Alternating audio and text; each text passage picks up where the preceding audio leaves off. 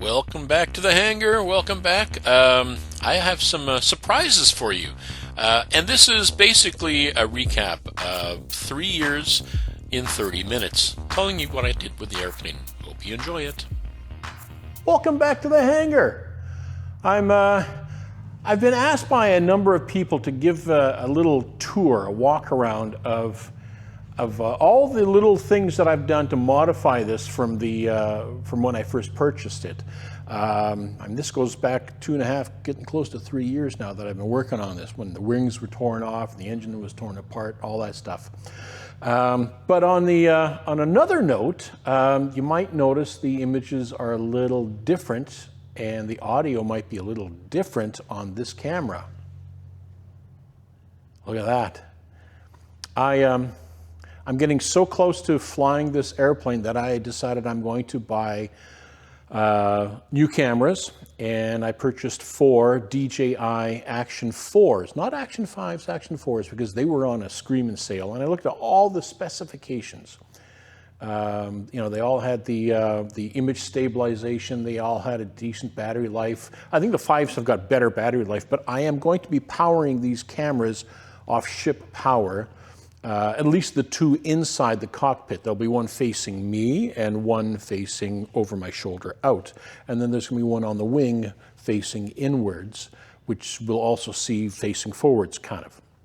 Anyways, I'm debating, do I drag a cable across and to where the mounting point is on the wing? I think I'm going to. That way I can have all 3 cameras on ship power and never have to worry about battery life.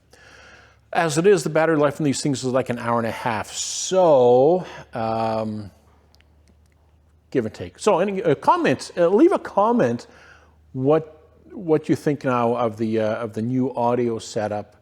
I know there's been one person that's always been complaining. Get a lavalier mic. Well, this doesn't.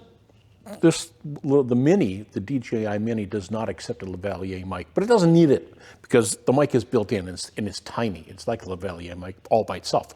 And it has apparently really good range, which I haven't tested yet.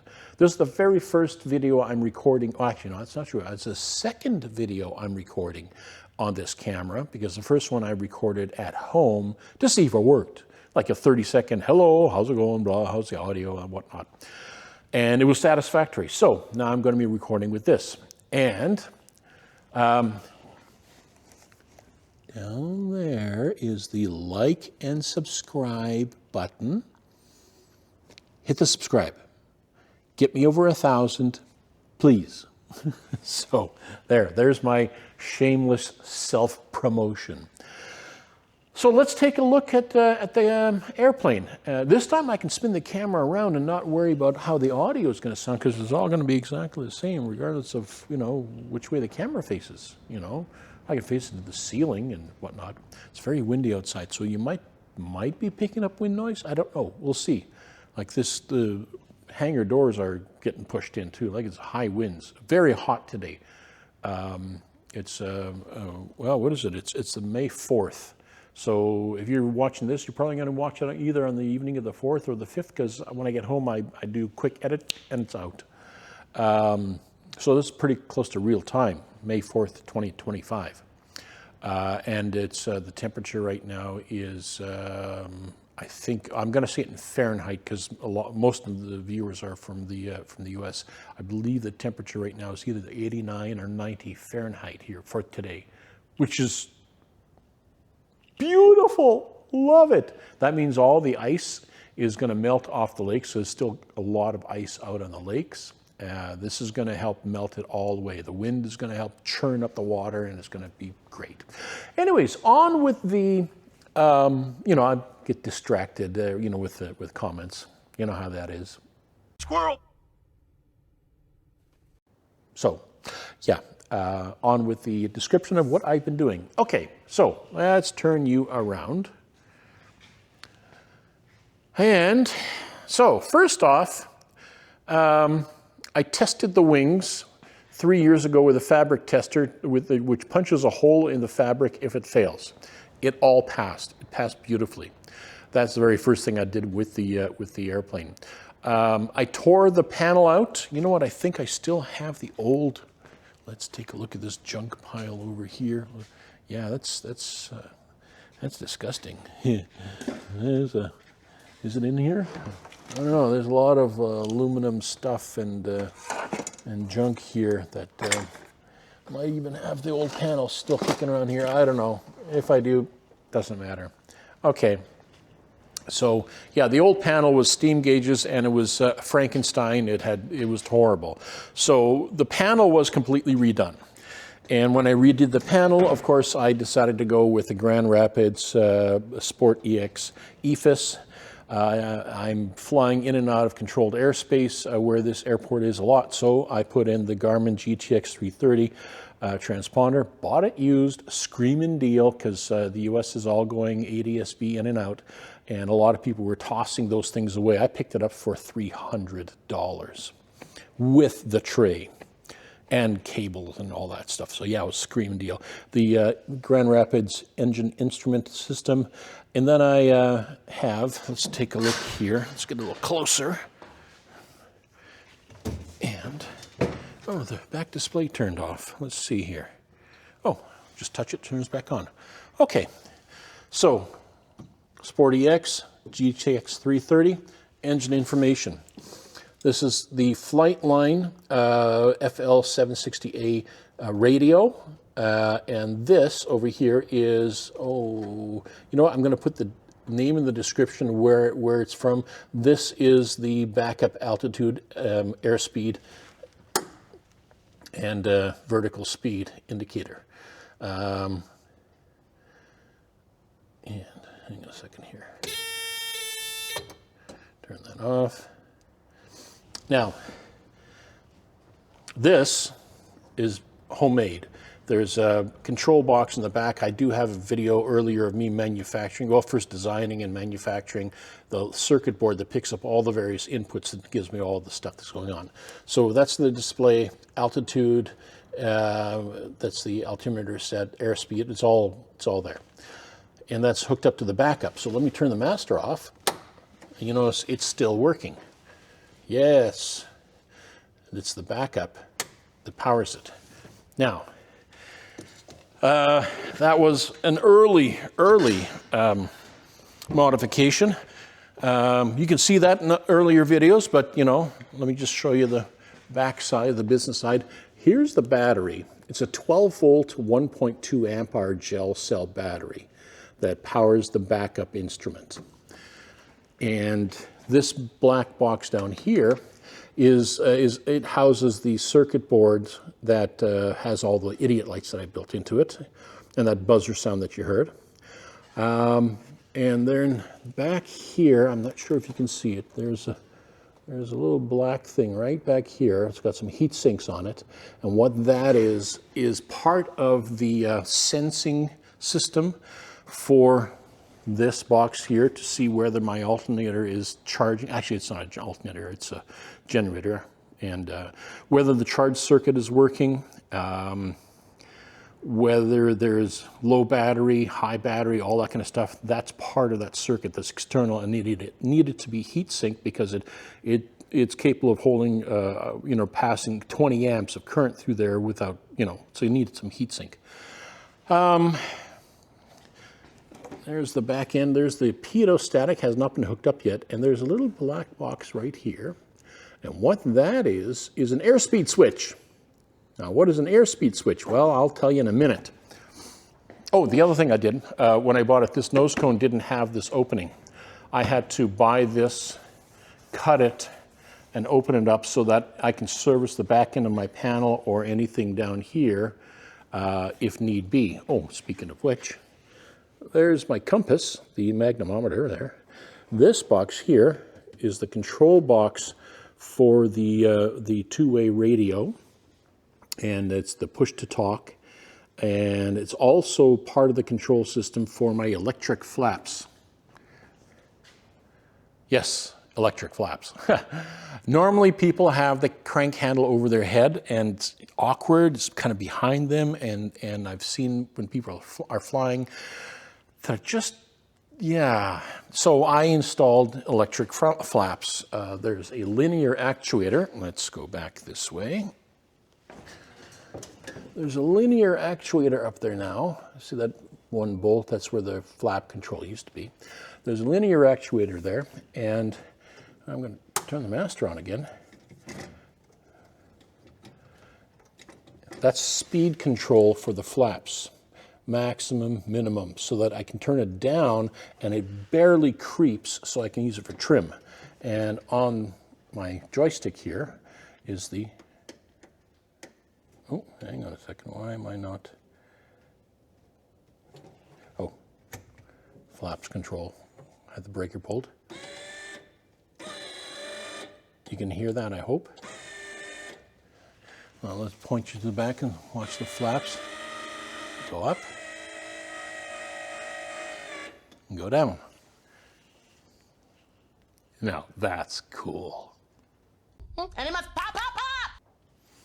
Okay, and the reason I have the, let's flatten them out. There we go. Reason I have that flaps pulled is because I still have to dim these lights here. This is my landing gear. That I'll cover in a second. So let's pull that and turn that off. Okay, other modifications. I relocated the battery. Oh, rotten camera work, even though I got a new camera. The batteries in all these airplanes are normally out the front. There's a battery box at the front. Well, I moved it to the center of the CG, and it's now here. This is the battery. And it's a gel cell battery. Turns over the engine beautifully. There's my charge controller. There's a master breaker for the start motor. If you hit the start button, the engine will crank. But I leave it popped open so that here's the start solenoid that feeds power to the engine starter. So I leave that open here in the hangar so nobody accidentally plays with and spins the prop. So it's also, if I'm ever parked someplace and, I can do that, and if they don't know it's there, well, now you all know it's there, so it's like not really a good anti-theft thing now, is it? Well, anyways, so, but you guys are nice people, so you wouldn't go stealing airplanes, would you? So that breaker there, that controls that. And I'll talk about these floorboards in a second. Let's carry on. I then installed a big gallon tank. Whatever. Words. 17-gallon aluminum fuel tank. 17 US gallons, or 63 liters. These markings here are in liters. And I got to make some permanent lamicoids here so that when the hose shows the fuel at that level, I know it's approximately 55 liters. And yeah, that's the vent off the top, and of course that's the sight tube to the bottom. There is a Curtis valve at the bottom so I can sump the fuel before you fly, check for water. Now, engine. There were no modifications done to the engine whatsoever, other than I did take it apart, and there's videos detailing that. I was stripped right down. I had to replace both of the PTO bearings, and one over here on the mag side, there's a bearing, and then there's two bearings in the middle. Those outside bearings were all noisy. The ones in the middle were buttery smooth and quiet. So thank goodness, because if those are gone, you got to get a new crank. Well, some people do send them in to get changed, but it's highly recommended that you don't do that. So the crank, it was the outside bearing. So what causes that? Corrosion. These are two-stroke engines. So the crankshaft and everything else isn't sitting in a bath of oil. And if you leave the exhaust unplugged, which this is plugged, and you don't cover up your carburetors, moist air flows in and out of that engine and goes through the crank and causes corrosion on those outer bearings especially. The inner bearings not so much, because there's some sealing, in there. When you look at how it's put together, they're somewhat protected. But the outside bearings, absolutely, those are the first to go, and that's signs of corrosion, and the corrosion is because the engine was sitting for over 7 years in a hangar. But that means nothing, you know. He said he fogged it. He probably did when he first parked it 7 years earlier, but without the exhaust being plugged, which it wasn't. He had the cover on the intake, but nothing on the exhaust. That means you can still get air going in and out of those that engine. So you got to cover both. If you got a two-stroke engine, one of these Rotax on your Challenger, or any else, get a plug. You can get them for like dirt bikes, that kind of stuff. Plug it. This one I can get a nice tag removed before flight. Yay! And make sure you always cover both sides when you park it. Especially if you're going to be parking it for any length of time. You don't want air flowing through that engine. You want it sealed. You want to fog it, shut it off when you're fogging it, and plug it. And you'll be good. It'll save those bearings. So that's what I did with that. Of course, I got a new belt for that, and I got a bigger oil tank. That I purchased from Bob Robertson in BC. He manufactures these larger tanks. I think it was Bob Robertson. You know what? I'm going to check, and I'll put it down here where I bought it from. I may have misspoke. Anyways, this oil tank over here on the top, rather than the plastic one that always sits up here, there's the fill point right up there, and that's the vent tube, and there's just a little sight window here to tell you what your level of oil is roughly. So yeah, it makes checking your oil easy. And of course, the plastic one you can see into it anyways. All right, so that was it for the engine. Lights. Let's go to, oh no, before I did the lights, I did some modifications to these floats. Now, what modifications were that? Well, it was a simple one, and it was something that I wanted to do because it was very, very annoying. This cable here is used to raise and lower the landing gear. And every one that I've seen out there, this cable tends to fall off and hang because there's nothing holding it on there except tension. So this is fuel line, a clamp, and heat shrink tubing with the glue built into it. So I slid all that back onto it, put the cable sheath into it, tied it on, heat shrinked it, and now this cable does not ever lift out. It's a quick, easy fix for that. The wiring here is for the sensors that are used for the landing gear, which is electric as well, by the way. We'll cover that in a minute. Let's take a look at lights. Unfortunately, the company that I purchased these lights from has gone out of business. Kuntzleman. These are nice lights. There is another video that shows when these lights were put on. So I ran wiring all the way to the front and to here, which is why I had to cut these wings open and put an inspection plate. And then I thought, well, I can't match the gray paint. So if you can't match, clash. So I put red on there.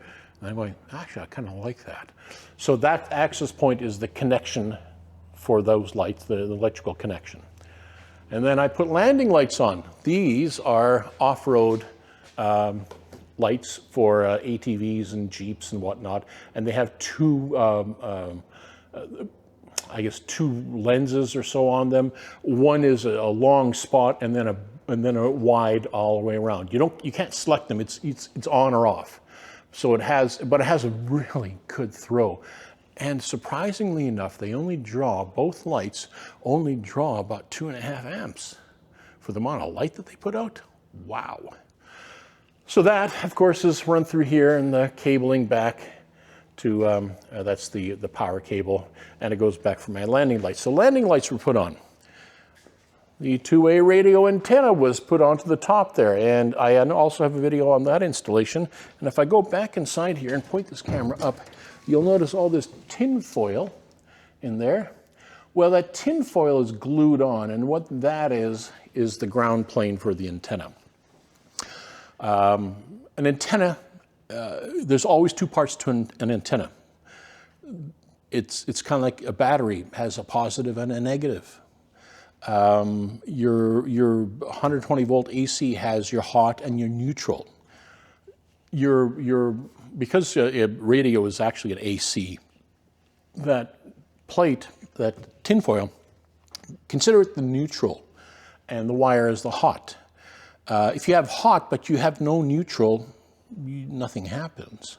So every antenna is a dipole, meaning two sections to it, and you have to have two sides, your ground side and your hot side, so to speak, in order for it to work. And your ground side and your hot side need to match electrically, well, not really electrically, in RF. They need to match closely in order for it to work properly, and that's what that tinfoil is for. Let's move on to these doors. I added the door over here. That's the most recent videos that I uploaded, and it looks beautiful, works beautifully. It's sealed nicely with this rubber seal and the windshield. And then after that, I put on struts, which again, a very recent video that shows it's cammed so that it holds it closed or holds it open. And I'm quite happy with that. I'm very happy with that. I have the locks that I'm putting on for here. They arrived, but I'm not putting them on today. I'm going to do this tour instead. When I put on the gas tank, one of the things I asked them to do, let's walk back here, was to provide me with an outside filler. And there it is, right here. This is the outside fill for the fuel tank. It's right here. Probably going to have this door open in order for it to work. Now, I have to make a slight modification. This chain here is going to rub this raw. So I already have a sleeve made out of cloth that I'm going to put on here and then literally sew the two ends together just so that it's soft, this chain. And this chain basically is just so this thing never gets lost, because since this airplane is on floats, it's a good chance something's going to drop in the water. So my key, right now it's got a little blue tag on it. I'm going to get one of those floaty things they have for boats for a key, and it's going to be a floating little thingy, a boat key holder, key ring, whatever, for this airplane, because if I drop the key, I want it to float. So you got to keep that in mind with everything for this. So, okay, onwards. We're getting close to the end, ladies and gentlemen. I hope you are enjoying this. Let's see how this, what have we got? Oh, it's a 22-minute video already. Okay, so landing gear is now retracting and extending electrically. I use a single linear actuator that is installed, and there's of course installation videos for all that if you're curious. This is the cabling here to pick up the two sensors. This sensor is whether the landing gear is up or down. This sensor here is whether the gear is locked or not. And you saw those three green on the dash. Those give me all those indications. At the nose gear, that was a little more difficult. I had to be very creative with it. The gear up-down sensor is a magnetic switch. The lock sensor is a micro switch that has a 1 millimeter throw. It was very tough to find, but I did find it on DigiKey, and it works beautifully because this does not move in and out very much. So it had to be sensitive to a very, very short throw. And it's just tested dozens and dozens of times, and it works quite well. And then I put in floorboards. I put in floorboards for a couple of reasons, and as you've noticed here, this floorboard I put in deliberately because the linear actuator is underneath there. So I put one on the other side. I put floorboards in on the front for myself because, well, there's 4 other challengers here at the airport that I'm at, and spoke to 2 of them, and they both said, yeah, once in a while their feet slip down and they bend those rods underneath there. They got to straighten them, and it's a real pain in the butt. So I figured, well, why not put floorboards? Just 2 sheets of aluminum, not a whole lot of weight. And then there's a floorboard or a cover here for the back that prevents luggage, which I'm going to be carrying camping gear here, prevents it from falling in and jamming the control cables. And you also notice I cut this control stick off. It's not permanent. I can put it back on with a clip, so the rear controls can work again. The front rudder, these rudder pedals for the rear passenger are locked in place. And there's a video on that. And what that, inside here, let's see if I can spot it. Oh, I don't know if you can see it right back here. There's a, the rod is hooked up there. Normally the rod is hooked up to this rudder pedal, but I installed a plate and moved the rod from the rear rudder pedals, move it over to that plate. In order to reactivate this, it's going to be a struggle. I'd have to reach in there, pull the pin, relocate it. It's not a quick job. I have no illusions of it being fast to reactivate the rudders. It's probably a good 15, 20-minute job with a little bit of swearing. But considering that this airplane's vast majority of time, almost 100% of it will be with me flying with camping gear in the back. And if I do have a passenger, they're most likely a non-flying passenger. I'm not doing training or anything in this aircraft. At least I don't think I am. So yeah, the bracing the rear rudder pedals so that the rear passenger, if I have one that's not a flying passenger, they're not a pilot, if they push on the pedals, well, it don't matter because it doesn't affect the aircraft. And the rudder and the stick was cut so that, again, if I have camping gear, that it can't jam my stick forward or to the side or something. So I wanted to make sure that this was goof-proof in that regard. And that's getting close to it. A lot of paint was done. Oh, one other thing. The fogging system, engine fogging system. Purchased that as well from Rick in Ontario. He manufactures this engine fogging kit. And I think, no, it was John Baker, I think it is. Yeah, John Baker from Rotax Repairs. Not Rick, I'm sorry, my apologies. RotaxRepair.ca. ROTACREPAIR.ca. RotaxRepair.ca. So it doesn't have these blocks. I made these blocks with Velcro on it to hold it here. He supplies you with the zip ties. You can put them on there. But I put it on. I originally had it here at the front, but I found that the tube was so long that it was taking a long time for the fluid to be drawn in. And you use the primer ports for the fogging. You little Y split here, and this white tube goes down. You simply open this valve when the engine is running, and it draws the oil in and starts fogging. You give it 15, 20 seconds where it draws down, and then with this thing still drawing, kill the engine, come back here, shut that valve, or leave it open so it draws back a little bit, and you're done. Engine's fogged.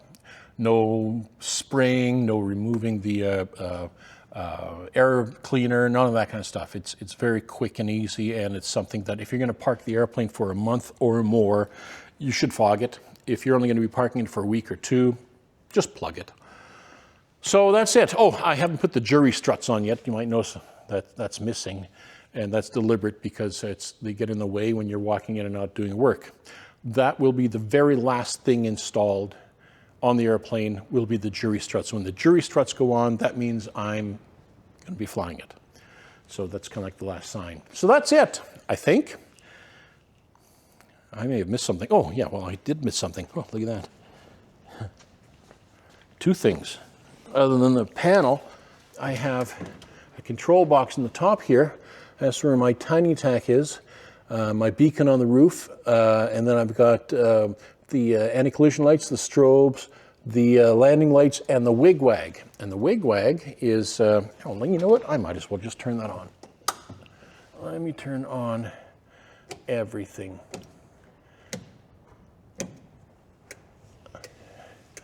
And there you can see the wig-wag is, oh yes, there's LEDs telling me that the wig-wag is on as well. Because it could be noisy, I couldn't hear it, I'd look up and say, yeah, the wig-wag is working. And I have that for daytime flying to be seen. So put this over my shoulder, and there we go. That's it. It's the red with the strobe and the wig-wag. It's really quite bright. It is quite blinding. So I did that not because this airplane is going to be flying at night. It can't fly at night legally unless I can get it re-registered as experimental and out of the ultralight class. What I did that for was to be seen. The airplane being gray and blue. The sky is blue and sometimes gray. White puffy clouds, white, floats. I would disappear, which is why I painted the red stripe on the nose, and why I'm probably going to paint red stripes on the wings next fall, and on the fuselage. Just try to brighten it up a little bit so people can see me. But I put those lights in there so that it would make me seen. Oh, sorry. Now I'm moving to the back here. Then there's another box back here. This box is where your headset for your radio goes in. Pilot side, passenger side. And if you look at that passenger side, there's a toggle switch. What that toggle switch will do is, if I have a really chatty passenger, for whatever reason, or maybe they're screaming, I want to land. Okay, we're going to land. I can reach back and flip a switch and it mutes them completely. I can't hear them anymore. It's just a thing. So the other thing this does is it's another power point. I've got two USB 3 ports over here and a accessory port here, so I can power things from that. And the radio, push to talk and memory, so it'll go between the two frequencies. That radio has a frequency you're on, and then the standby. You hit that memory button, it'll flip back and forth between the two. So if I do ever have a flying passenger back here, he can hit the push to talk and talk on the radio as well. I did that because I didn't want to put it on the joystick. It would be too much work with me cutting the stick and everything else. It would have been a pain in the butt. So that's the tour. I'm going to cut it short here. I'm sure I missed something. Oh, I did miss something. Bottle opener. Because it's a float plane, it's kind of a tradition that I've heard. I didn't know about it, but I talked to a few float plane pilots that fly up north and fly in the lodges, and they say, yeah, that's a common thing. The handle that retracts your water rudder is a bottle opener, and the reason for that is when the handle is disconnected and the rudder is down and you're parked, it's Miller time or Molson time or whatever time you want to call it. It's that's what that's for. It's a kind of tradition. Am I going to use it as a bottle opener? Maybe.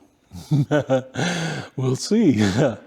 So, okay, that's the tour. That's where I'm going to cut it. Oh, turn the master off because I don't want to drain my battery.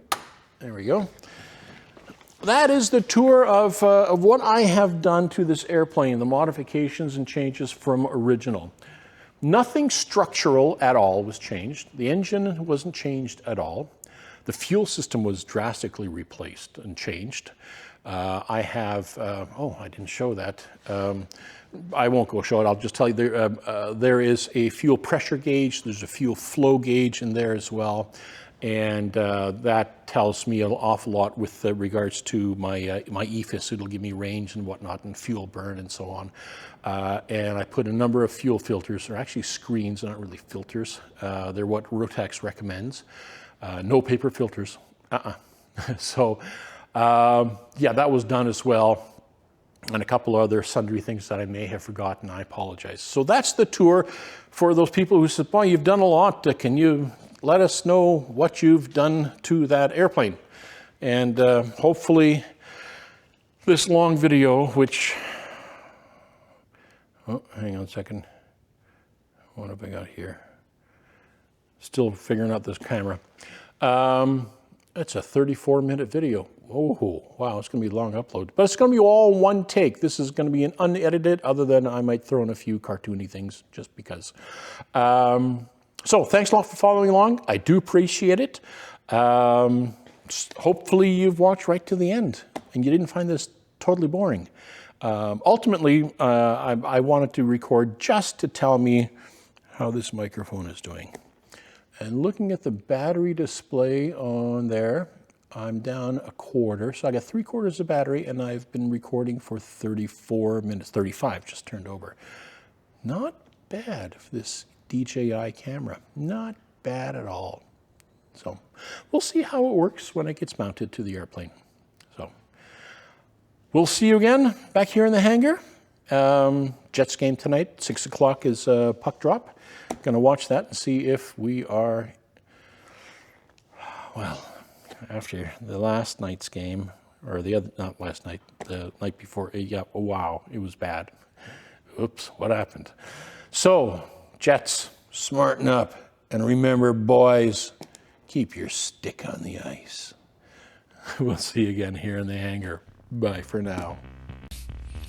Yeah, big surprise. New camera, new audio, little lapel microphone thing, that little DJI Mini. Sitting here editing, it actually sounds pretty good. Let me know in the comments. Thanks for watching.